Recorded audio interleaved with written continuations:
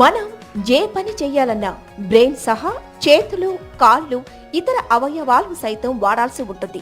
అలా కాకుండా మన ఆలోచనలే అద్భుతాలు సృష్టిస్తే ఎలా ఉంటుందో చూపించింది ప్రముఖ వ్యాపార దిగ్గజం ఎలన్ మస్క్ కు చెందిన న్యూరాలింక్ ప్రాజెక్ట్. మెదడులో ఉన్న ఆలోచనలను ఫోన్ లేదా కంప్యూటర్ ద్వారా అనుసంధానం చేసి వాటిని ఆదేశాలుగా మలిచి నియంత్రించే ప్రాజెక్టును సక్సెస్ఫుల్ గా అమలు చేసింది. ఈ వ్యక్తి పేరు నోలాండ్ ఆర్బాగ్. 2016లో జరిగిన ఓ రోడ్డు ప్రమాదంలో ఆర్బాగ్ వెన్నెముక విరిగిపోయి పక్షవాతంతో వీల్ చైర్కే పరిమితమయ్యారు. మెడ కింది భాగం వరకు చచ్చుబడిపోవటంతో తాను ఏ పని చేసుకోలేకపోయేవాడు.